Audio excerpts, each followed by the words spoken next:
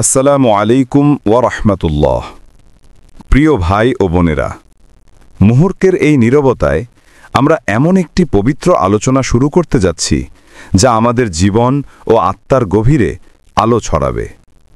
আমরা আলোচনা করব সেই মহান কিতাব নিয়ে যা আলো, শান্তি ও সফলতার একমাত্র পথ। সেই কিতাব যা সৃষ্টিজগতের মালিক আল্লাহ রব্বুল আলামিনের পক্ষ থেকে মানবজাতির প্রতি সর্বশ্রেষ্ঠ উপহার, আল কুরআনুল কারীম। আসুন আমরা আমাদের মন ও কর্ণকে এই মহিমান্বিত বাণীর জন্য উন্মুক্ত করি। আমাদের আলোচনা তিনটি প্রধান অংশে বিভক্ত। ১. কোরআনের মর্যাদা, এটি কেন অনন্য। ২. কোরআন তিলাওয়াতের গুরুত্ব, এর অলৌকিক প্রতিদান কি। ৩. কোরআনের বৈজ্ঞানিক নির্দেশনা, আধুনিক বিজ্ঞান কি বলছে। প্রিয় শ্রোতা, কোরআনকে জানতে হলে প্রথমে জানতে হবে এর উৎসকে। স্রষ্টার সরাসরি বাণী, লাউহে মাহফুজ থেকে।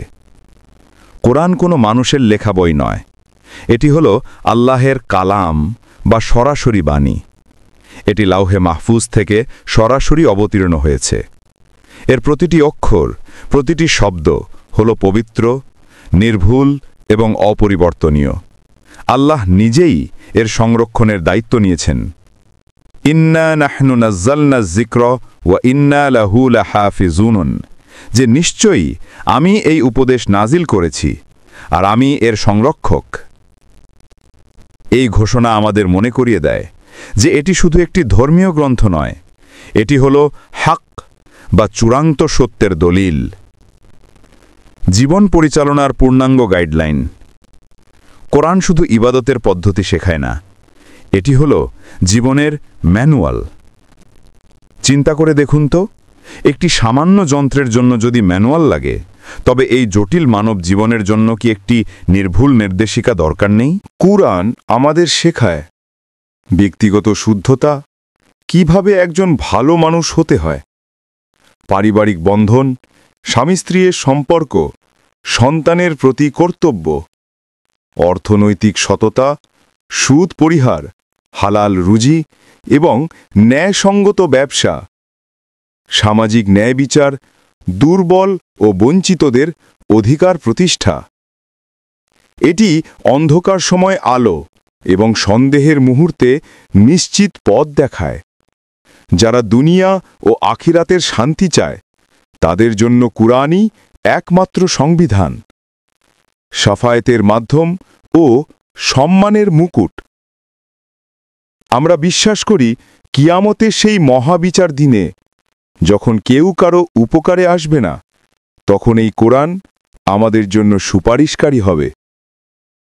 নাবী সাহা বলেছেন, তোমরা কোরআন পাঠ করো, কারণ কিয়ামতের দিন তা তার সাথীদের জন্য সুপারিশকারী হিসেবে আসবে। এর চেয়ে বড় সম্মান আর কি হতে পারে? যে কোরআনকে ধরে চলল, তার জন্য পুরস্কার হিসেবে রয়েছে জান্নাতে উচ্চ মর্যাদা এবং তার পিতামাতার জন্য আলোর মুকুট। কোরআনের ধারক বা হাফেজ শুধু দুনিয়াতেই নয়, আখেরাতেও বিশেষ সম্মানের অধিকারী হবেন। কোরআন তিলাওয়াতের অলৌকিক গুরুত্ব। প্রিয় শ্রোতাবৃন্দ, কোরআন পাঠ করা শুধু একটি কর্তব্য নয়, এটি একটি উন্মুক্ত বরকতের ভাণ্ডার। রাসূল বলেছেন, যে ব্যক্তি আল্লাহর কিতাবের একটি অক্ষর পাঠ করে, তার জন্য একটি নেকি রয়েছে, আর একটি নেকি 10টি নেকির সমান। আমি বলছি না আলিফ লাম মিম একটি অক্ষর, বরং আলিফ একটি অক্ষর, লাম একটি অক্ষর এবং মিম একটি অক্ষর। অর্থাৎ আপনি যদি শুধু আলহামদু পড়েন, তবে আপনি 50টি নেকি অর্জন করলেন। ভাবুন, জীবনের কত মূল্যবান সময় আমরা শুধুই নষ্ট করি, আর এখানে মাত্র কয়েক সেকেন্ডে আমরা কত বিশাল প্রতিদান লাভ করতে পারি। আত্মার প্রশান্তি ও রোগ নিরাময়। কোরআন শুধু দেহের রোগ নয়, মনের ও আত্মার রোগও নিরাময় করে। আল্লাহ বলেন, আর আমি কোরআনে এমন কিছু নাজিল করেছি যা মুমিনদের জন্য আরোগ্য ও ও রহমত। যখন আপনি দুশ্চিন্তাগ্রস্ত, বিষণ্ণ বা হতাশ, আপনি কোরআন খুলুন। এর শব্দগুলো আপনার ভিতরে শান্তি এনে দেবে। তেলাওয়াত করার সময় দেখবেন আপনার হৃদয়ে এক অজানা শান্তি নেমে আসছে। এটি হলো সাকিনা বা আল্লাহর পক্ষ থেকে আসা প্রশান্তি। আমরা যেন শুধু মুখস্থকারী না হই, বরং আহালুল কোরআন বা কোরআনের মানুষ হই। তারা কোরআনকে বুকে ধারণ করে, তা নিয়ে চিন্তা করে এবং জীবনে বাস্তবায়ন করে। এই মানুষগুলোই হল আল্লাহর পরিবার বা আহলুল্লাহ। তারা দুনিয়াতে সবচেয়ে সম্মানিত এবং পরকালে সবচেয়ে সফল। প্রতিদিন আমাদের একটি প্রতিশ্রুতি থাকা উচিত, অন্তত একটি আয়াত হলেও পড়ব এবং এর অর্থ বোঝার চেষ্টা করব। তেলাওয়াত ও গবেষণা, এই দুয়ের মাধ্যমেই আসে কোরআনের প্রকৃত স্বাদ। কুরআনের বৈজ্ঞানিক নির্দেশনা। প্রিয় ভাই ও বোনেরা, কুরআন 1400 বছর আগের গ্রন্থ হলেও এর মধ্যে এমন সব বৈজ্ঞানিক সত্যের ইঙ্গিত রয়েছে যা আধুনিক বিজ্ঞান মাত্র গত 100 বছরে আবিষ্কার করেছে। এটি কুরআনের ঐশী হওয়ার এক অকাঠ্য প্রমাণ। মহাবিশ্বের সৃষ্টিতত্ত্ব, বিগ ব্যাংয়ের ইঙ্গিত। কুরআন মহাবিশ্ব নিয়ে কি বলে? আল্লাহ বলেন, যারা কুফরি করে তারা কি দেখে না যে আসমানসমূহ ও জমিন ওতপ্রোতভাবে মিশেছিল, অতঃপর আমি উভয়কে পৃথক করে দিলাম।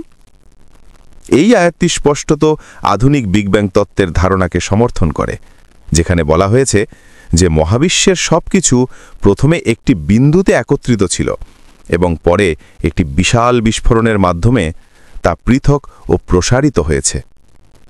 কুরআন মানব সৃষ্টির বিভিন্ন স্তরকে যেভাবে বর্ণনা করেছে তা অত্যন্ত চমকপ্রদ। নুতফা, এক বিন্দু শুক্রাণু, আলাকা, রক্তপিণ্ডের মতো লেগে থাকা বস্তু, ও মুদঘা, চর্বিত মাংসপিণ্ড। 1400 বছর আগে যখন কোনো মাইক্রোস্কোপ বা আল্ট্রাসনোগ্রাফি ছিল না, তখন ভ্রূণ তত্ত্বের এই অবিশ্বাস্য নির্ভুল বর্ণনা একমাত্র স্রষ্টার পক্ষেই সম্ভব ছিল। আধুনিক এমব্রায়োলজি এই স্তরগুলোকে হুবহু মেনে নিয়েছে।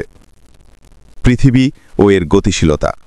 কোরআন পৃথিবীকে একটি ডিম্বাকৃতির বা উট পাখির ডিমের মতো বোঝাতে দাহা শব্দটি ব্যবহার করে, যা পুরোপুরি গোল নয়, বরং মেরু অঞ্চলে কিছুটা চ্যাপ্টা। আধুনিক ভূবিজ্ঞান এটিকে সমর্থন করে।